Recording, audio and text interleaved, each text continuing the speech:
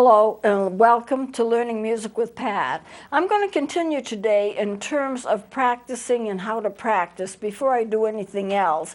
And so I'm going to pretend for the moment that you're a student, and this is what you should be doing when you practice, but it's the same thing as I would be doing with a student for their first lesson. So basically, I'm just duplicating in a lesson what I want a student to do at home. Now we're talking about a fairly beginning student. As a student becomes more and more advanced, they don't have to do all of this, but I think for a new student it's particularly necessary. I watch them carefully when they put an instrument together to make sure they're not jamming apart. Now with the flutes, it would seem like it's not a problem because there's just two tubes and you put them together. But actually, when you stop to think of it, some people just in a very fast manner jam it together, and you can bend. It's easy to bend an instrument, and then it won't fit right, and if it doesn't fit right, if you even get the instrument together at all, you might not be able to play it. So supposing, well, I guess I won't take this, well, I can take it apart. So I have the two parts, and how do you put it together? You don't just do this, because if you do, you can bend something, nick something, or hurt something. So what I do is teach a student to put it on gently and kind of twist it in place, and it'll be very easy, and then you can get it lined up to where it should be, and you're not worried about damaging your instrument. Then I have them warm up. To warm up means you just play some notes in it so that it gets up to pitch. Now, why is pitch important? I want the students to know that they need to tune their instruments and get them in pitch. Now, does it make a difference? Because if you're practicing alone, does it matter that it's flat or that it's a little sharp? I want students to be able to recognize when an instrument is off pitch. Because if you're playing in an orchestra or a band, which inevitably the student will do when they get more advanced, they have to be in tune with all the other instruments in the orchestra. So if you have either a harmonica or a piano or another instrument to tune by, then you can make sure that your instrument is in pitch with that. Once it's in pitch, because I want students to be used to tuning, because tuning is an important part. I've been in orchestras that I've played in where they've taken over a half an hour just to tune instruments to make sure they're right before we start playing. Of course, these were fairly complicated and advanced orchestras, but tuning is important. You need to make sure your instrument is in pitch. You need to know how to tune it. If it's flat, and you want it to be sharp, you would push it in, because remember, the shorter the tube, the higher the pitch. So say I had my instrument like this,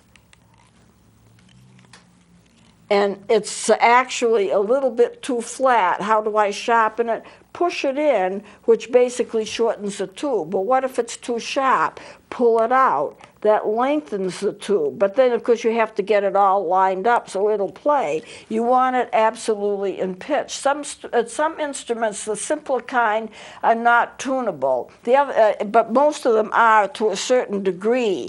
And you need to remember also that the tuning is important, and that instruments will raise their pitch as they get warmer. So as you're playing, your instrument is going to warm up. That's one of the reasons why I want students to warm up before they play. I want them to warm up because I want the instruments in pitch. So therefore,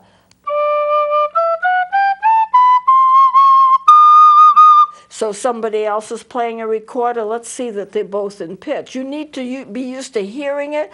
You need to be used to pitching it right. You need to be used to knowing how to tune it. And you have to realize that instruments will change pitch as they are being played. And that's important. It will generally sharpen because you're putting so much warm air from your own body into the instrument that the instrument will sharpen. So you have to tune. And then I usually have them do holding tones if they're beginning students. A holding tone is when you just blow a note and you blow it for as long as you can.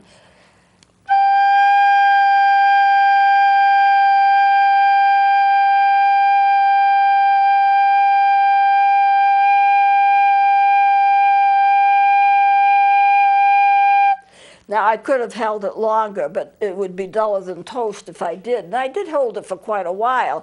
And you need to keep it even. The tone needs to be fairly even. That develops the lungs. It develops the diaphragm. It improves the tone. It helps you with your embouchure. And so therefore you need to, oh, Mike? All right, sorry about that. All right. So anyway, you need to tune up, and you need to make sure, and you need to make sure that you have the air that is warm, and you have to be able to play the tone in a very, very smooth way, even way. And so you need to tune up for that. Then you play. Then I have them play a scale.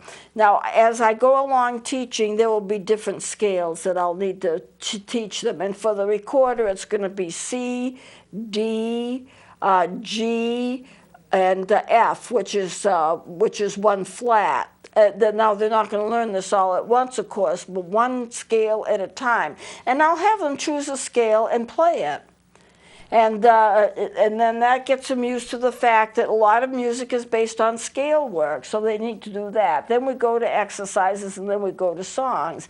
Now, then what you do if the student is more advanced, you don't have to have them go through holding tones. You don't have to have them go through a scale. If they're more advanced, you can dispense with some of that. One thing that I still do insist upon, however, is the fact that they need to be in pitch. They have to tune up. And I would have an instrument there, and they would be sitting beside me, and I make sure that both instruments are tuned to each other. And then if there's a piano, and I've been fortunate, most of the places where I've taught, there's a piano. We can make sure that everything's all in pitch, because that is important to remember to do that. Now, what if you get into a spot where it's very hard for you, the music is difficult, you're having problems with it? What most students do is that they just run over it. Well, I didn't get that right, try it again. Well, I didn't get that right. And they keep doing that over and over again. So they play 10 or 15 times the music the measures that they're having difficulty with. And then they just, after that, they say, well, I've practiced it. I hope it'll be okay. Well, it's not going to be okay, because if you have trouble with a piece of music, or it's going to be like a section of music, and it'd be like maybe 3 or 4 measures or something like that, what's going to happen is that if you're fumbling over it, just playing it over and over again, in which you continue to fumble over it, it's not going to work very well. And when you get to play it, if you're going to do a solo with it, you're still going to fumble over it, and it's not going to sound good. For any kind of problem that you have, isolate the music. Take 1 or 2 measures and just play 1 or 2 measures slowly. And then get it right. Do it as many times as you have to get it right, and then add 1 more measure, play it slowly, get that right, and when you get it right, add it to the first 2 measures. So you started off with 1 measure, you've got that down pat. You add another measure, you get that down pat. You put the 2 measures together and play it, so you get that down pat. You add another measure, and it may take a long time, and you may not even do it in 1 practice session, to get all the difficult parts learned. But that's the way you have to do it. I had, and my twin sister, her piano teacher, who was a concert pianist, he had his students count 4 for every note they played in those difficult passages. Here's the note, count 4. Now, the timing is not going to match what's written in the manuscript, but he's just getting people used to the fact that this is the note, this is how you finger it. And believe it or not, in piano you do have fingerings for certain notes. It's 1 finger, 1 note. But depending upon the group of notes that you're playing, you may use a 3rd finger for a note, or you may use your 2nd finger finger for a note, or it may be the fifth finger. And usually that's all written out in the music, or you write it out yourself when you decide this is the best way to put my hand so I can get these notes and put them together without missing them. So there's an awful lot to it. It's almost like a scientific study to be able to get the notes right. But this is for woodwinds, and for woodwinds I have them play a measure slow. But back to my sister's piano teacher, if you count 4 for every single note that you play, that it's going to get in your brain. This is the sequence of the notes, and then you can start playing it the way it was written time-wise, and you still do it slow, and then you add measure to measure to measure. And then it may take a few sessions. You may not be able to get it all at once. You'll have that passage learned. This would be more important for music that's difficult. But if you're an advanced piano student or an advanced student or in the medium level of being a student, and you're getting into music that's more difficult, you need to find ways to practice that you'll get it right, and you don't have to spend hours just going over the same thing over and over again, making the same mistake. Because what you're actually doing if you do that is you're practicing your mistakes. And whatever you practice gets into your brain. And if you're practicing it wrong over and over and over again, your brain will work it as if it's the right way. And it's not the right way. So you stop, you isolate, you practice slowly, you add measure after measure, and gradually increase the speed. Now, the value of doing a lot of practicing, if you're an advanced student, is that you develop a body memory. Skaters do it, dancers do it. They overlearn. It's something called overlearning. You learn it so well, and yet you practice it like you don't know it, and you learn it more and more and more, and the fact is you overlearn it. Now, the advantage of overlearning something, it's like you know it, and yet at the same time you know it more. It's very hard to describe what it is, but that's the word for it. It's called overlearning. And then what happens when you overlearn something is that should you do a solo, and the solo is it's difficult, and you get nervous, and so you kind of have a memory lapse. Your body by itself automatically does it for you. Skaters and dancers in particular use overlearning because they'll be nervous, they'll be on the ice, they'll be on the dance floor, and they have to make their bodies move in a certain way, and they're nervous, and so they're not thinking quite as clearly. If you're nervous, you're not thinking quite as clearly as you normally would. And so what happens? Well, what happens is that your body takes over and does it on its own. And so it's like natural. And I know I'm not a person who's nervous when I perform. I've never had a problem with nervousness when I perform. But I know sometimes when I get up there and I'm playing, I'm just, my body is just kind of doing the playing for me. But I've practiced it so much that it's doing what it's learned. And I don't have to concentrate quite so hard on this note or that note. It just comes because I'm doing it naturally. And so you have to remember that. And also doing things slowly. If you're playing scales, practice them slowly, because you have to have your sharps in the right place, or you have to have your flats in the right place. You need to do things slowly. And when you do that, you can gradually increase the speed. So half of what you're practicing is doing slow, repetitive things with music that may be difficult, especially if you're an advanced student. When you're a younger student, you are building up your diaphragm with the holding tones, which I agree is very, very dull, because I would advise that anyone who is playing, who's young, do a holding tone for every note of the scale. And it's like, takes a lot of time, but usually students can't hold their lungs that long. They can't hold tones that long anyway, and do it for every note of the scale. So if I was doing like I've taught you, B, A, G, F, E, D, do a holding tone for each note. When you finish one, take a breath, start the next one. When you finish that one, take a breath, do the next one, all the way down the scale. And it's just going to help you a whole lot with your tone, being able to hold your breath, because if you have long sustained tones, you have holding tones in music. If you have music which has a whole note tied in with another whole note on the next measure, tied in with another whole note on the next measure, you'll be able to hold your notes very well, and you won't have to stop and take a breath in the middle of it. Now, most music is made out of phrases, and most phrases are about 4 measures long. You may need to be able to hold your breath throughout a whole 4-measure stretch. How come? Because that's the way the music is written. And if you have to stop and take a breath, you do, because you don't want to collapse from lack of air, but it just disrupts the music and it doesn't sound as good.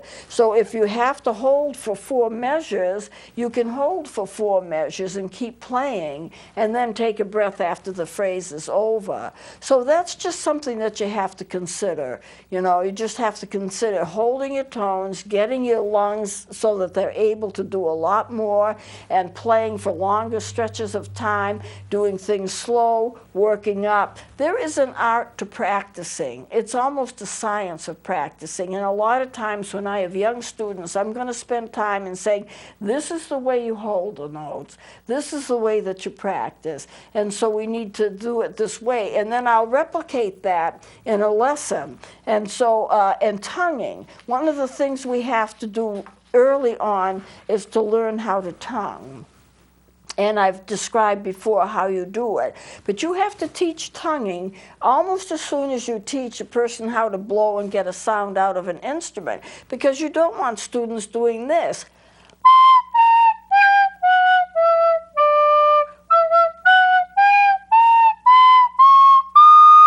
You want them to tongue.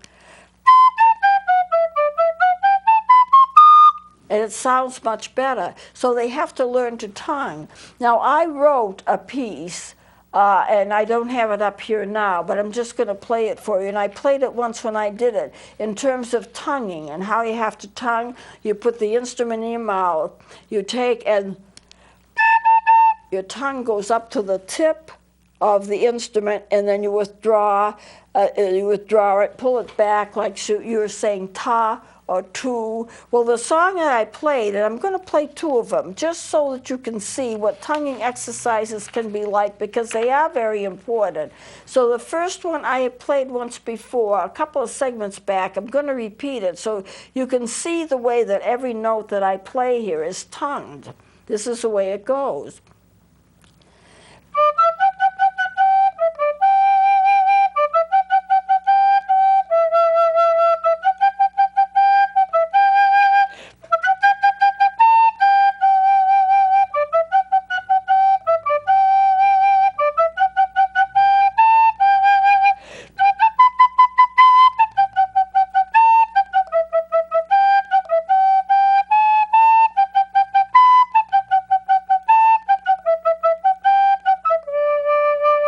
Now, how did I learn to do it? Well, I learned how to tongue, and then I played it slow. If I was teaching a student how to play this, I like to write these things in song form, because it's more interesting than just tongue a note.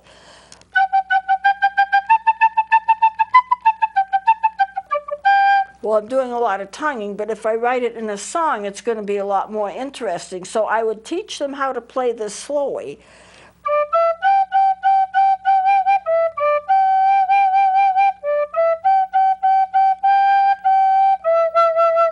And like that. So, and then I would teach him to go a little bit faster.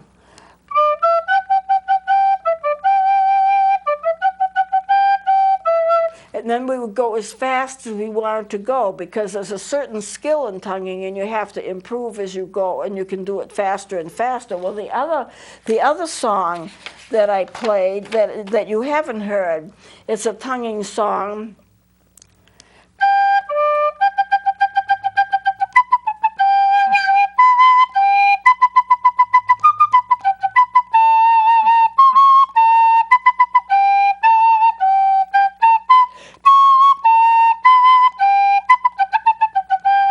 Now, there's a lot of fast tonguing in that. And what I did was I wrote it like a 16th notes, not 8th notes. And so I would teach here again to do it slowly.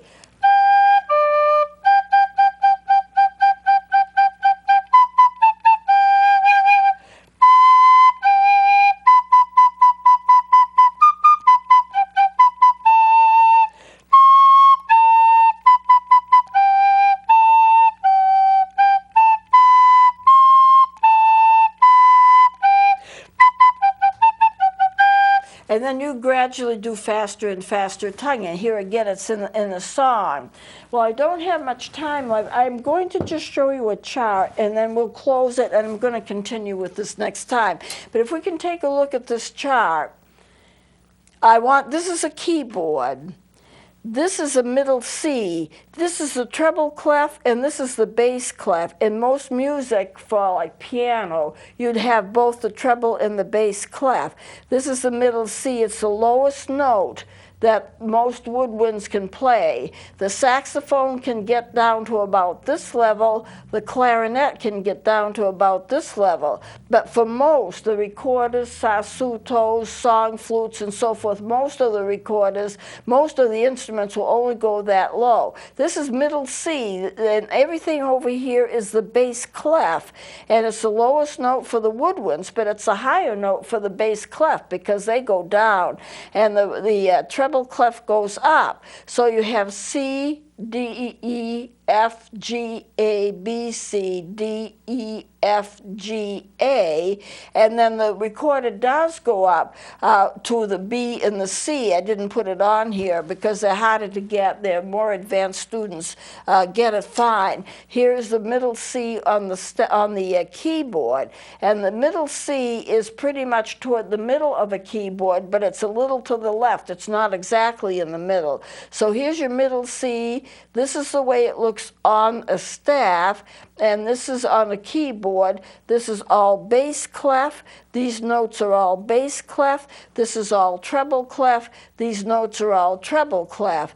And so this is middle C. And now what I'm going to do next time, won't have time to do it today, is I'm going to show you the fingerings for all of the notes for the recorder, not including the sharps and the flats, but from here, which is the lowest note that the recorder can play, 2 octaves up. This C and this C, the recorder can get 2 octaves, and so I'm going to be showing that to you fingering by fingering next time I come in. I didn't have time to do it today, but that's what we'll be doing next time. I won't get into the bass notes, but I want to show you where they are, and these are all the treble, and this is what the recorders and what most of the woodwinds play are going to be the treble clef notes. So I'm going to close it here, and we'll continue next time. Please join me then.